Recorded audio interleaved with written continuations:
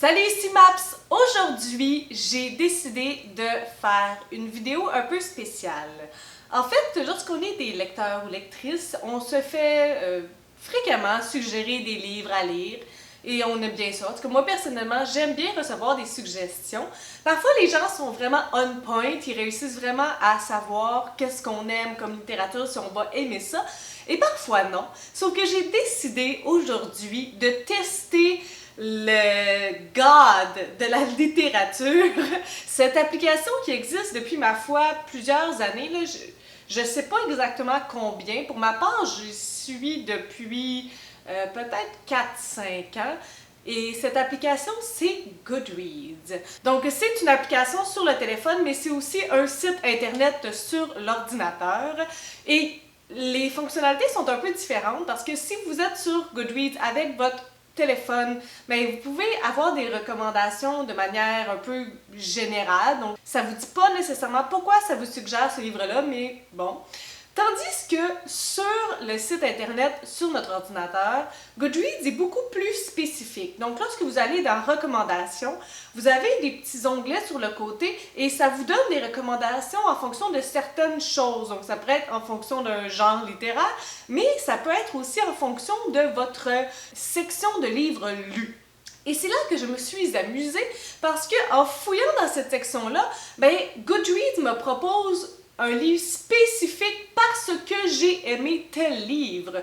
Donc, je ne sais pas avec quel algorithme il décide ça. Je ne sais pas si c'est avec un algorithme très complexe, parce que les possibilités pourraient être assez complexes vu que Goodreads a une si grande banque de données et d'informations. Les gens vont fréquemment là pour donner leur appréciation, pour entrer leur livre, pour entrer un code d'étoiles, de notation. Donc, ça pourrait être un algorithme assez complexe, comme ça pourrait être quelque chose d'assez basique que si c'est un livre de science-fiction, ça te propose un livre de science-fiction, puis dans le fond, ça veut vraiment pas dire que tu vas aimer l'un si tu as aimé l'autre. Donc c'est un peu ce que je voulais tester aujourd'hui. J'ai donc lu plusieurs livres à cause que Goodreads me les a suggérés, et là j'ai été quand même fine, dans le sens que j'ai pas pris n'importe quel livre, peu importe si je les avais lus, non, j'ai choisi des livres qui ont été coups de cœur dans ma vie, donc je m'attends à ce que Goodreads me suggère des livres qui vont être des coups de cœur de ma vie, rien de moins. Écoute, je m'attends à ce que ça soit la 8e merveille du monde, rien de moins. En premier, je vous parle du livre Le cercle littéraire des amateurs d'épluchures de patates de Marianne Shaffer et Annie Burroughs. J'ai lu ce livre-là l'année passée. C'est un des livres que j'aime de tout mon cœur. C'est une fiction historique avec une grande romance à l'intérieur. Et le format est assez particulier parce que ce sont des échanges de lettres. Donc c'est très peu descriptif, ce sont des lettres qu'on lit, c'est des échanges, des envois de lettres. Donc c'est un format assez particulier. C'est le premier livre dont je vous parle parce que vu que j'ai aimé et que j'aime ce livre-là, Goodreads m'a suggéré ce livre-là. Le livre d'Anna de Geraldine Brooks. Pourquoi me l'a-t-il suggéré? Là est la question. Le livre d'Anna, c'est une fiction historique aussi. Si dans ce livre-là, on est après la Deuxième Guerre mondiale, ici, on est un peu avant, puis on va être un peu après, parce qu'en fait, le cœur de cette intrigue, de ce livre-là, va être autour d'un livre qui se nomme La Haggadah de Sarajevo. Ici, on suit Anna, qui est une restauratrice passionnée de manuscrits anciens. Et il va y avoir cette Haggadah qui va être découverte et on va lui demander de jeter un coup d'œil sur le livre pour voir son état, pour voir s'il a besoin de restauration et autres. Et Anna va vraiment être comme passionnée par le livre. Elle va trouver des petits indices sur le livre, puis elle va vouloir un peu remonter l'historique, qu'est-ce qui s'est passé durant toutes ces années avec ce livre-là, dans quelles mains il a été, et tout et tout. Donc c'est un peu comme... C'est pas un thriller, mais c'est un peu comme l'aventure de la Haggadah. Ce livre-là, il est très axé sur la politique et il est aussi très axé sur la religion. Qu'est-ce que j'en ai pensé? Le début du livre est très ardu, c'est très descriptif et pour ma part, le fait que la couverture soit faite en, je sais pas trop, de moutons, puis que les coins soient faits de fil d'or, puis je sais pas trop quoi, c'est très inintéressant pour moi. Donc le début était très en lien avec comme la structure de la Haggadah, qui est un livre, un ouvrage religieux que je n'ai jamais entendu de ma vie avant. Je vous dirais que c'était vraiment laborieux pour moi. J'avais lu 30 pages, puis j'étais comme « Oh, schnout, est-ce que je vais juste comme DNF ce livre-là? Est-ce que je vais juste pas le finir? » Ça portait mal, je vous dirais. Anna est un personnage hyper passionné par son travail, mais je vous dirais que c'est probablement très incongru comme travail et il y a sûrement pas grand monde qui sont si intéressés par la structure physique et chimique des choses. Moi, j'aime beaucoup le contenu des livres, mais l'extérieur, le contenant, ça m'intéresse pas vraiment. Donc ça, c'était une première difficulté pour moi. Par la suite, on se rend compte qu'on ne suit pas toujours Anna. Donc on va suivre d'autres personnages qui ont un lien, des personnes qui ont eu la Haggadah dans leurs mains, qui ont peut-être fait des modifications sur ce livre-là ultérieurement. Donc on suit un peu la vie du livre entre les mains de différentes personnes. Ça prend un certain temps avant de comprendre leur univers, de comprendre qui est cette personne, puis ce qui s'est passé en lien avec la Haggadah. Je vous dirais que c'est vraiment laborieux parce qu'à chaque fois qu'on change de narrateur, il faut comme comprendre à qui on a affaire, dans quelle atmosphère. C'est rough un peu pour, tu sais, le lien d'attachement. Lorsqu'on retrouve avec Anna, au moins on est un peu plus dans notre zone de confort, on connaît le personnage, on connaît qui sont les personnes autour, et à chaque fois qu'on change avec un narrateur différent, c'est difficile. Puis, ben, dans chaque bonne histoire, il y a une relation amoureuse. Et là, je vous dirais que j'ai vraiment détesté ce point-là. L'auteur nous esquisse une genre d'idylle amoureuse entre Anna et un autre personnage. C'est la pire relation amoureuse que j'ai vue de ma vie. Ça commence d'une manière tellement abrupte et comme sans romantisme et sans rien, là, comme pour aller un peu nulle part, puis finir comme n'importe comment. Un genre de quelque chose entre deux personnes consentantes, très stérile et très superficielle. J'y ai pas cru, pas du tout, et j'ai pas aimé ça, pas en tout. À travers toute cette histoire-là, puis à travers tous les personnages, il y a quand même certains moments qui sont assez difficiles, assez lourds de sens, puis assez lourds de conséquences. Donc ces moments-là, ils ont quand même su toucher mon cœur à certains moments. Et la fin, ben, ça devient un peu moins descriptif, puis un peu moins tout le temps sur le physique de la chose, puis un peu plus comme une histoire qu'on lit et ça devient un peu plus intéressant. Donc, je l'ai terminé sans trop mal, mais je dois vous dire que c'est hyper laborieux par rapport au vocabulaire. Il y a un vocabulaire vraiment peut-être riche, je sais pas trop, très axé sur la politique puis très axé sur la religion. Donc ça, forcément, ça rend la lecture hyper difficile. Donc je me suis vraiment sentie comme une conne à pas comprendre. Donc au final, ce livre-là a récolté 2 étoiles sur 5 pour moi et de justesse. Parce que si ça n'avait pas été le changement un peu de tonalité puis l'effet un peu plus entraînant de la fin, je capotais ben raide, puis je mettais une étoile, puis j'étais comme c'est l'affaire la plus dégueulasse que j'ai eue de ma vie. Mais je vous dirais que si ça, c'est la recommandation de Goodreads en lien avec ce livre-là, je ne comprends pas. Parce que oui, les deux ouvrages sont des fictions historiques. Une romance entre les deux, boah, celle-là, elle est vraiment plus incroyable que celle-là. Il y a vraiment un aspect comme descriptif très lourd dans ce livre-là qui est complètement absent de ce livre-là. Donc, qu'est-ce qui les rejoint au final, ces deux ouvrages-là? Pas grand-chose. J'aurais davantage pensé à une suggestion de Da Vinci Code par rapport à le livre d'Anna que autre chose. Donc, est-ce qu'on va aimer le livre d'Anna si on a eu un gros coup de cœur pour le cercle littéraire des amateurs d'épluchures de patates et de tout? Je ne pense pas. La deuxième suggestion de Goodreads était faite en fonction du livre Parfait de Caroline Kepnes, version francophone de You, un livre que j'ai vraiment aimé. On suit Joe Goldberg qui est un bibliothécaire, mais complètement psycho. C'est écrit au jeu, c'est écrit de sa perspective. Il se passe beaucoup de choses, mais ses motivations sont très tordues et ça vire en drame terrible et sanglant. Donc ça, c'est Parfait. Et vu que j'ai beaucoup aimé Parfait de Caroline Kepnes, Goodreads me suggère La servante écarlate de Margaret Atwood. Ce qui est très drôle parce que récemment, ils en ont fait une série que je n'ai pas vue, que j'aimerais peut-être voir vu que j'ai à lire le livre. La servante écarlate, je vous dirais que c'est quand même assez difficile à résumer. Je dirais que c'est un monde futuriste dystopique. On ne comprend pas tout à fait comment le monde est régi, mais il semblerait que les femmes aient des rôles très stricts et elles ont même des couleurs associées à ce rôle. Donc la couleur rouge et la couleur écarlate correspondraient à la femme porteuse. Donc dans la maison, il y a plusieurs femmes qui ont des rôles.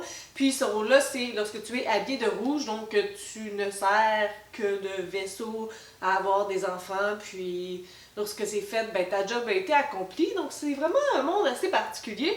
Et ici, nous allons suivre De Fred, qui est une servante écarlate. On va essayer de découvrir l'univers dans lequel elle est, le monde tel qu'elle le vit. Donc on va suivre son parcours, puis éventuellement, ben, dans chaque univers très dystopique, il y a toujours un soupçon de rébellion pour pouvoir sortir de cette vie infernale. Donc, est-ce qu'elle va embarquer dans la rébellion ou non? Je dois vous avouer que c'est un livre à slow pacing. L'action est très lente.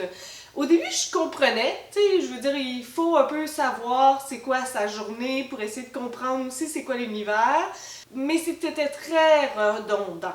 Donc, tu sais, si elle fait le marché, ben on va voir plusieurs fois le marché, puis on va voir plusieurs fois la session d'accouplement, si je peux dire ça, avec le commandant.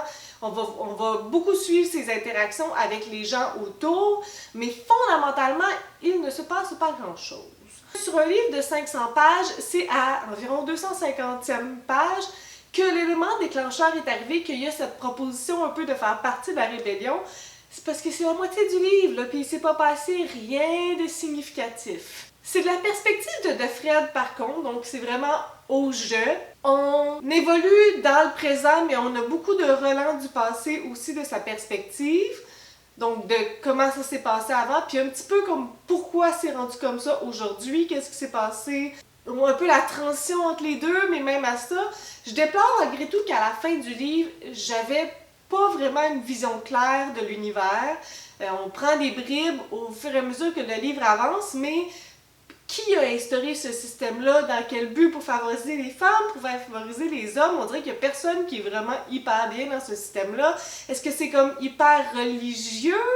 On dirait qu'il y a beaucoup de questions à la fin du livre et elles n'ont pas été répondues, puis ça m'a un petit peu déçue. L'ambiance m'a un peu fait penser au joyau pour les histoires des mères porteuses, le joyau d'Amy Ewing. Aussi un peu à Promise de Ali Condé pour l'aspect comme pas de sentiments, pas d'amour. En tout cas, mon opinion de ce livre-là, à la fin de tout ça, je vous dirais que je suis restée très perplexe. Tout au long, j'ai dû vraiment me botter les fesses pour continuer la lecture parce que j'avais vraiment peu d'intérêt. J'avais juste zéro motivation. L'écriture est facile, est fluide, mais l'histoire m'intéressait peu. La finale, je dois vous dire que je l'ai quand même aimée. C'est une finale ouverte, donc surprenant que j'ai aimé ça. Mais il y a une note historique. Et là, je sais pas si ça fait partie de l'histoire ou non. Je pense que oui. C'est comme plus tard, puis ça parle de ce moment-là. Mais j'avais autant le goût de le lire que de me faire bouillanter. J'en avais plein mon casque. Donc, je voyais vraiment pas c'est quoi qui pouvait être de similaire entre ces deux ouvrages. Oui, les deux se passent à la première personne. On est beaucoup dans leur pensée, les deux. C'est une similitude que je pourrais trouver entre ces deux ouvrages-là. Mais sinon, You, il se passe bien des affaires, bien des meurtres. Puis ici, il se passe pas grand-chose. Pourquoi ces deux ouvrages-là sont reliés ensemble? Je sais pas, mais je trouve que c'est un très mauvais match. Donc, malheureusement, Goodreads a encore failli à son travail et ne m'a pas donné une suggestion à la hauteur de l'amour que j'ai pour Parfaite. Parce que j'ai aimé Naufrage de Biz, Goodreads me suggère De Bois debout de Jean-François Caron. Naufrage de Biz, c'est l'histoire de Frédéric, fonctionnaire, qui a sa petite vie normale, sa petite famille. Un beau jour, il se fait transférer de secteur, dans un secteur où il n'a absolument rien à faire. Donc, sa vie professionnelle en prend un coup. Il est très insulté de ça. Il ne vit pas très bien ce changement-là. Il n'est pas capable de juste accepter qu'il n'a rien à faire, qu'il n'est payé pour rien faire. Donc, toutes ces énergies négatives, tout ce ressentiment va avoir un effet non pas juste sur sa vie professionnelle, mais aussi sur sa vie personnelle. Et il va y arriver un gros drame qui va amener toute sa vie dans un gros cercle vicieux de tristesse. C'est une fiction réelle, si je peux dire, qui se passe dans un contexte de vie normale, de vie quotidienne. Et il y a aussi une grande réflexion sur les réseaux sociaux et sur la portée de ceux-ci sur notre vie lorsqu'on vit un drame, mais aussi à quel point les gens jugent facilement, les yeux bandés un peu comme sans savoir, sans connaître, juste pour donner leur opinion, sur des choses qui ne les regardent pas du tout. Et donc, parce que j'ai aimé ce livre-là, Goodreads pense que je devrais aimer Debout debout de Jean-François Caron. Donc, ce livre commence assez brutalement par la mort du père d'Alexandre. Donc, ils sont ensemble et puis il se passe une situation assez particulière quand même. Et le père d'Alexandre, André, se fait tirer à bout portant par un policier. Et donc, Alexandre va courir aller se réfugier chez une personne qui se nomme, son surnom, Tison.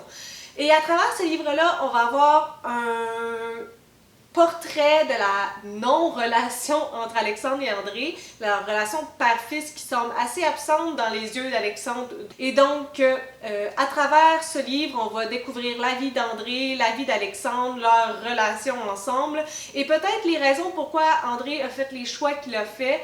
Et on va sortir un peu de la vision d'Alexandre, peut-être un petit peu plus rentrer dans celle d'André. Préalablement, lorsque j'ai commencé à lire le livre, la chose qui m'a happée le plus, c'est l'écriture. Au départ, l'écriture, elle est comme pas facile à lire.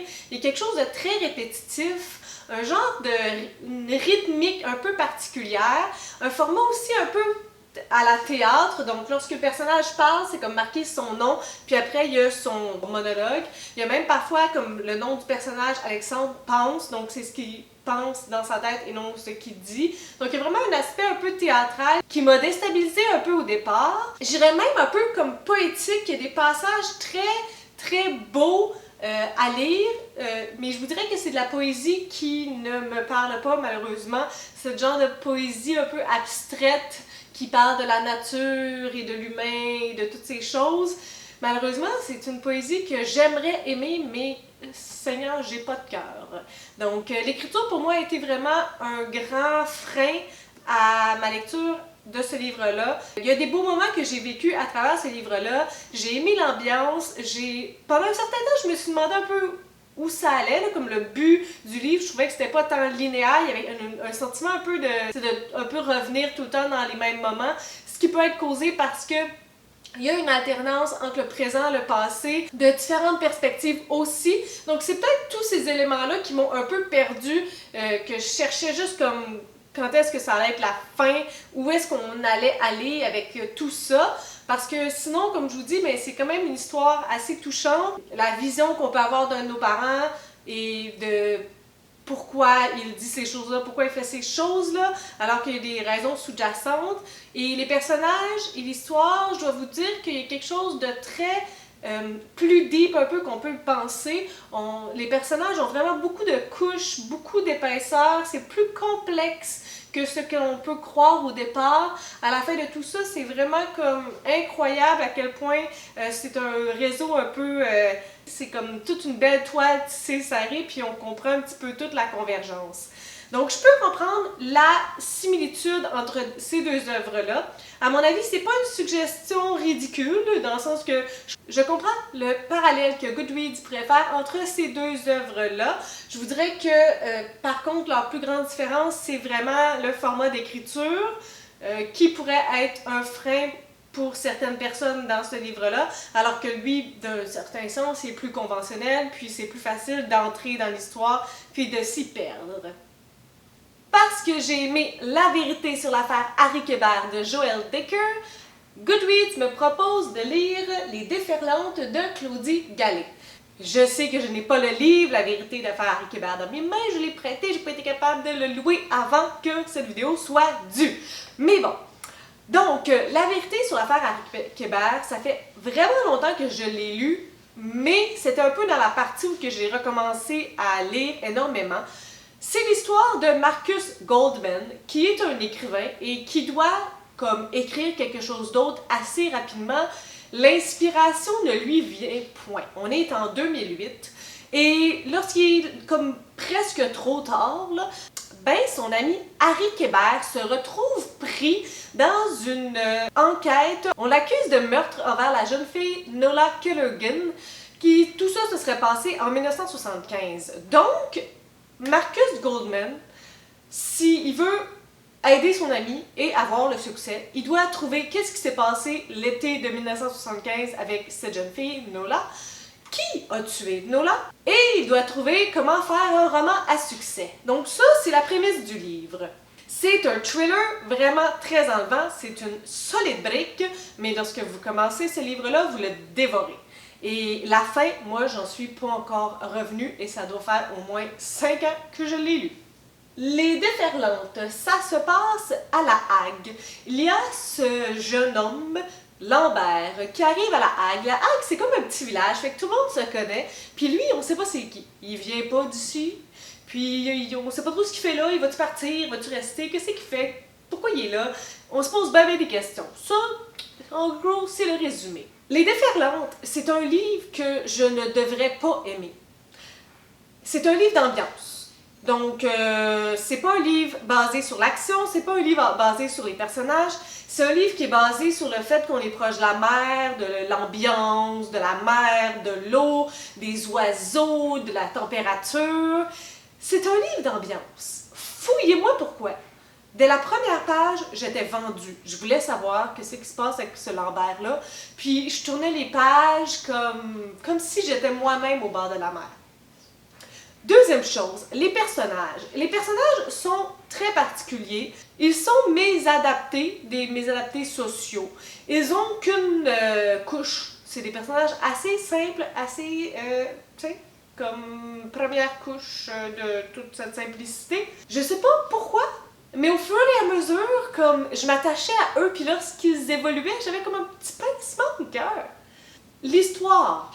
Le gros de l'histoire, c'est Lambert. Il y a un mystère autour de lui qui implique les gens de la Hague, puis ça, c'est le mystère. Ce n'est pas un thriller. Vous allez trouver l'issue du mystère rapidement, puis une fois que les personnages vont être au courant de ce mystère-là, puis de l'existence de qui et quoi, puis de pourquoi, puis de comment, ben c'est ça qui va être le gros thrill de votre lecture, qu'ils le sachent eux aussi. Puis après, oubliez ça, il n'y a pas de revirement, il n'y a pas rien, il n'y a pas de punch, c'est tout. C'est juste ça. La narratrice principale, on ne connaît pas son nom, elle parle au jeu, donc on la suit. Elle a beaucoup de parts d'ombre dans sa vie, son feu conjoint, il y a aussi son enfance qui a l'air assez nébuleuse, assez tourmentée. Ben, on ne saura rien de plus sur elle. Et ça, je vous dirais que là, j'ai commencé à désenchanter un peu. Il me restait pas beaucoup de pages, puis j'étais comme, ok, mais comme elle, on n'a rien à savoir, tout ça. Pourquoi vous nous avez parlé de son feu conjoint si c'est pour ne rien nous donner? Pourquoi vous nous avez fait des bribes sur son enfance si c'est comme, c'est même pas important, c'est même pas son nom à la fin, il n'y a pas de lien, il n'y a pas de... Non. Fait qu'à la fin du livre, moi j'étais un peu mitigée parce que j'ai tellement embarqué dans l'ambiance, j'ai tellement embarqué dans le livre, mais toutes ces raisons-là que je vous dis, là, j'aurais pas dû embarquer dans ce livre-là. Pourquoi je l'ai aimé, pourquoi j'ai autant d'affection pour ce livre-là, nul ne sait. Sauf que lorsque j'ai terminé le livre, j'avais quand même beaucoup de déceptions. Il y avait beaucoup de choses auxquelles il n'y a pas eu de réponse. Donc au final, j'ai vraiment aimé, mais j'ai été déçue. La question, c'est pourquoi Goodreads me suggérait ce livre-là en fonction de La vérité d'Harry Kébert? Aucune idée. La vérité sur l'affaire Harry Kébert, c'est un gros thriller enivrant. C'est une grosse brique, on plonge puis on s'arrête pas. Il y a peut-être cet aspect-là que j'ai plongé, mais ça, c'est pas un thriller. C'est pas du tout de la même trempe. M'a fait un peu penser au livre Les Fous de bassin d'Anne Hébert. C'est vraiment comme quelque chose d'ambiance, un livre de comment se libérer, comment trouver le bonheur dans tout ça. Fait qu'une autre suggestion vraiment très louche de Goodreads, ça part vraiment mal, hein? Ça va de mal en pis. Parce que j'ai adoré l'autre qu'on adorait de Catherine Cusset, Goodreads m'a suggéré le livre La Serpe de Philippe Jaénada. L'autre qu'on adorait de Catherine Cusset, c'est un livre dont je ne vous ai franchement pas assez parlé. C'est un livre qui m'a fait vivre de la colère. Nous allons suivre le personnage de Thomas dans sa vie. C'est vraiment comme une ligne chronologique de sa vie. C'est un personnage assez particulier. Donc, il est passionné, il aime beaucoup la musique, la culture. Il est aussi un peu comme excentrique. Il a pas beaucoup de chance, il va vivre beaucoup de maladresse, de malchance, et il a une santé mentale assez fragile. Donc ça va l'amener dans différentes difficultés et dans un genre de cercle vicieux assez triste. Donc la personne qui est la narratrice, c'est Catherine, l'amie de Thomas, et donc c'est écrit à la deuxième personne singulier. Donc tu allais chez ta mère dîner, tu blablabla. Donc on se pose la question, est-ce que c'est un peu comme autobiographique de la perspective de Catherine, d'un de ses amis qui existait vraiment? Le personnage de Thomas va me faire vivre et m'a fait vivre des frustrations énormes. C'est une émotion que j'ai rarement vécue dans un livre et c'est pourquoi ça a été un gros coup de cœur pour moi. Et là, la question c'est, en fonction de ces livres-là, Goodreads m'a suggéré La Serpe.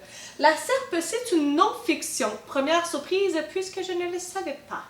C'est une non-fiction d'une histoire qui s'est vraiment, d'un événement qui s'est vraiment déroulé en 1941 en France, à Esquire, si je ne me trompe pas. Il y a eu un triple meurtre, un triple assassinat à la Serpe. Donc, Georges Girard, Amélie Girard et Louise, qui étaient comme la bonne, un peu. Et le seul survivant qui était dans le château à ce moment-là, c'est Henri Girard. Henri Girard, qui est une vraie personne qui a vraiment existé, mieux connu sur son nom d'auteur Georges Arnaud. Il a fait plusieurs livres qui sont bien connus peut-être en France. Donc, dans ce livre-là, ce que l'auteur veut nous faire découvrir, c'est l'histoire de Henri Girard et l'histoire autour de la Serpe, donc l'enquête un peu de son point de vue, parce que on n'a jamais eu d'aveu quant à qui a fait ces trois assassinats-là. Les soupçons étaient et sont encore énormément sur Henri Girard, qui est décédé aujourd'hui, mais c'est chaud. Donc, qu'est-ce que j'ai pensé de la Serpe? Au départ, on alterne un peu entre l'avis de Philippe, l'auteur, pendant qu'il fait ses recherches et tout ça, parce qu'il est vraiment comme passionné, il est vraiment comme obnubilé un peu par cette histoire-là, et on alterne avec la description qu'il nous fait de la vie d'Henri Girard. Donc au départ, c'était assez laborieux parce qu'en 150 pages, il nous fait un portrait assez rapide de la vie d'Henri Girard, puis de sa généalogie. Donc parfois, ça va comme vraiment loin. Il y a beaucoup de descriptions, il y a beaucoup de personnes, il y a beaucoup de liens, il y a beaucoup d'apartés. Ça va comme un peu dans tous les sens que je comprenais plus rien, là! Il y avait tellement d'éléments, il y avait tellement de description, tellement de personnes, qui est l'ami de qui est la relative de qui est blablabla, blablabla. Puis déjà que j'ai pas une culture française, je ne suis pas française, donc ça m'a sûrement désavantagé. Peut-être que pour quelqu'un qui est français, ça, tu sais, il y a des noms auxquels on aurait pu mettre un visage, mais moi c'était comme telle personne, je connais toutes pas ces personnes-là. Fait que c'était un peu laborieux au départ. Rendu à la page 175, là, il va nous parler plus en profondeur de ce drame à la Serpe, de cette attaque à la Serpe. Et ce qui est intéressant, c'est qu'il va nous jouer ça en deux temps. Donc, le premier temps, tout ce qui pourrait faire en sorte qu'on pourrait croire qu'Henri Girard est le tueur. Et la deuxième partie, tout ce qui pourrait faire en sorte qu'il ne l'est pas. Donc c'est très intéressant parce qu'il joue un peu avec notre perspective de « Ah ben non, c'est sûr que c'est lui, là! » Puis de l'autre côté, on est comme « Ah ben non, mais c'est sûr que c'est pas lui, là! » Donc l'auteur est vraiment bon pour jouer avec ça. Puis c'est quand même une grosse brique, donc si l'écriture n'était pas agréable, ça serait franchement long. Puis je dois vous dire que l'écriture est une grande partie du succès de ce livre-là. L'auteur nous donne beaucoup sa couleur. Ça, c'est un élément que j'ai adoré, mais que j'ai pas aimé en même temps, parce que, tu sais, il fait beaucoup d'apartés, il va beaucoup dans les descriptions, il rajoute, il rajoute, il rajoute, et il le sait aussi. Donc, il y a quelque chose de sympathique dans son écriture, mais en même temps, il y a quelque chose qui peut devenir très, très long. Tu sais, c'est une brique de 650 pages, mais je crois que ça aurait pu être coupé spoiler là, facilement. Parce qu'il y a beaucoup d'apartés, puis il y a beaucoup de dérives qui auraient pu juste être coupées, puis que c'était pas nécessaire, mais encore là, mais je trouve qu'on touche à la tonalité de l'auteur, on touche comme à sa personnalité, donc Au final, ben tu sais, c'est un peu comme, c'est pas comme un thriller, c'est un peu comme un roman policier mais très détaillé, avec les entrevues, avec les interrogatoires, avec des pièces à conviction. Donc c'est un peu plus comme un lien policier, descriptif qu'autre chose. Est-ce que j'ai aimé? Je vous dirais qu'à la fin, j'étais un peu neutre. Parce que, tu sais, c'est quand même juste des suppositions, à savoir que toutes ces personnes-là sont mortes aujourd'hui. Donc, est-ce qu'il est vraiment le tueur? Est-ce qu'il l'est pas? Ben, on ne sait pas, tu sais. Mais lui, il nous donne des pistes et il nous donne à la fin son opinion de s'il l'est ou non. Donc, moi, j'ai trouvé ça correct et j'ai apprécié le voyage que j'ai vécu, mais sans plus. La question, c'est pourquoi avoir suggéré la serpe en fonction de l'autre qu'on adorait. Au départ, pour moi, c'était assez clair, étrangement, pour une fois. C'était la personnalité du personnage principal. Donc là où, tu sais, Thomas est un personnage assez atypique, assez particulier, ben Henri Girard aussi, on met beaucoup l'accent là-dessus au début, à quel point il était difficile à vivre. C'était un homme avec des valeurs comme vraiment différentes des autres, comme l'argent, il a dépensé comme de l'eau, mais d'un autre côté, ben il n'y en avait pas besoin pour vivre. Thomas aussi était assez particulier. Donc, il y a vraiment comme une similitude par rapport aux deux personnalités des personnages. Donc, on comprend peut-être pourquoi ça. Mais une fois ça passé, et une fois que le livre avance dans la serpe, ben, comme la personnalité d'Henri s'adoucit un petit peu, l'auteur nous fait voir d'autres choses ou peut-être nous fait analyser des témoignages de personnes plus fiables que les personnes qui ont parlé de lui au départ. Donc, il y a tout ce jeu-là aussi qui est intéressant. Puis, plus le livre avance, plus la raison pourquoi on les suggère m'était un peu vague. Parce qu'ici, ben, on est vraiment autour de l'enquête policière et qu'ici, on est vraiment autour de la vie de Thomas.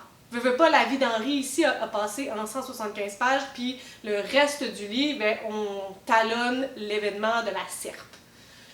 Donc, encore une fois, Goodreads, la suggestion, ça n'empêche pas que j'ai pu apprécier la serpe, mais tu sais, je comprends pas tant le lien qui unit ces deux œuvres-là. En conclusion, si vous êtes encore là, merci beaucoup, hein, parce que Chocolat, c'était une grosse vidéo, longue vidéo, que j'avais pas planifié qu'elle soit aussi longue et grande et grosse, et tout ça, dans ma tête, ça allait se faire en 2 secondes. Donc, pour conclure, je ne pense pas que Goodreads est un outil fiable pour nous recommander des ouvrages en fonction de nos coups de cœur. Parce que, n'oubliez pas, j'avais choisi 5 de mes coups de cœur, j'avais pas juste choisi 5 lectures que j'avais trouvées OK.